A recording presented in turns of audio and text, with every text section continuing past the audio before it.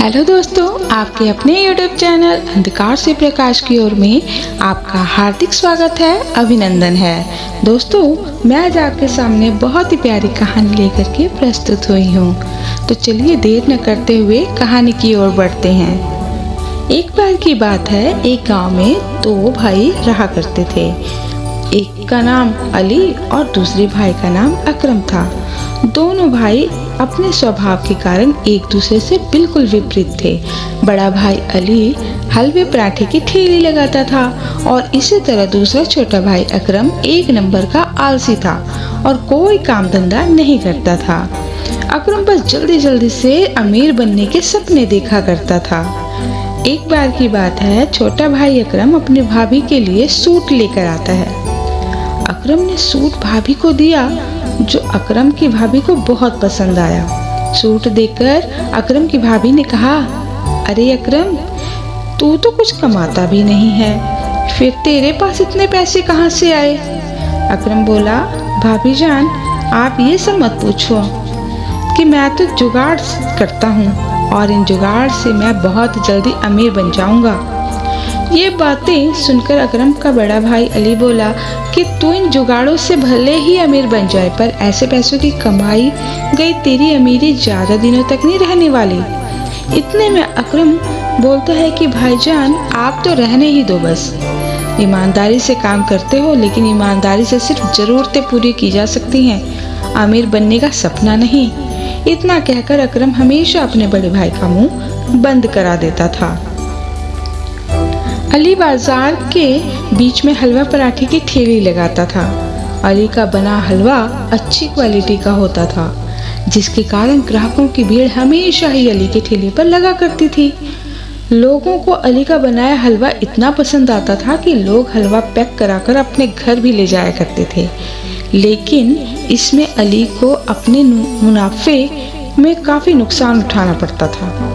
एक बार जब अली ने अपने पूरे महीने का हिसाब अपनी पत्नी फातिमा को दिया, तो अली की पत्नी फातिमा ने कहा कि इस बार का मुनाफे का हिसाब पिछले महीने के हिसाब से कम है।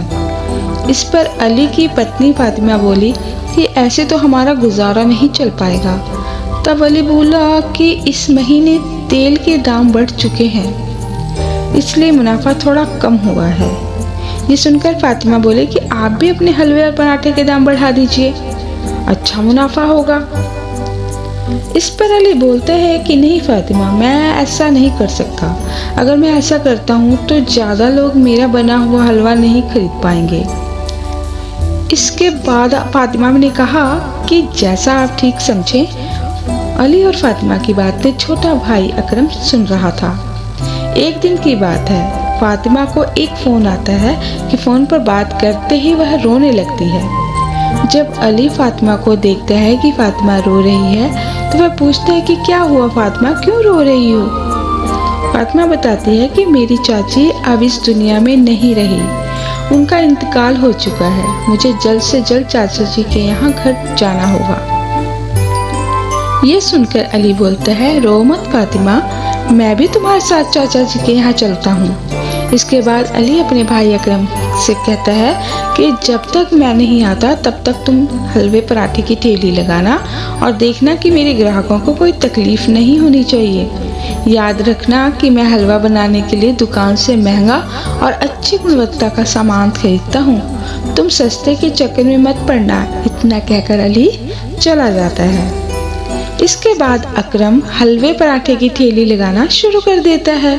ग्राहक आकर आराम से हलवा पराठा खा रहे हैं। अकरम देखता है कि पराठा बनाने के लिए तेल खत्म हो गया है। अकरम सोचता है कि अगली सुबह जाकर वह दुकान से सारा सामान खरीद लेगा।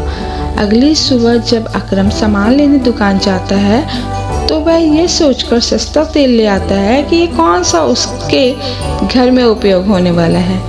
रोज की तरह लोग ठेले पर आकर हलवा पराठा खाने लगते हैं, लेकिन कुछ देर बाद दो ग्राहक आते हैं और हमने तुम्हारे यहाँ से हलवा खाया था और हमारी तबीयत खराब हो गई। तुम्हारा बड़ा भाई अली कहाँ है?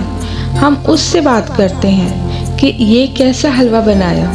ये सुनकर अकरम डर जाता है, क्योंकि वह कई दिनों से सस्ता और मिलावटी तेल में बना हलवा पराठा बनाकर बेच रहा था। ये बात जब अली को पता चलती है तो वो अकरम को बहुत डांटता है और अकरम से कहता है कि वह लोगों से माफ़ी मांगे।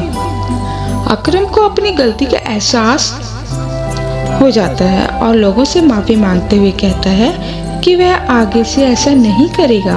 उसे अपने किए का बहुत पछतावा है। इस कहानी से हमें ये शिक्षा मिलती है कि हमें अपने मतलब के लिए दूसरों को तकलीफ नहीं देनी चाहिए। ईमानदारी और मेहनत से कमाया पैसा जीवन में सुख समृद्धि लाता है। तो दोस्तों, कैसी लगी आपको ये कहानी? आशा करती हूँ ये कहानी आपको अच्छी लगी होगी, और अच्छी लगी है तो अपने दोस्तों के साथ इसे शेयर जरूर कीजिएगा। धन्यवाद।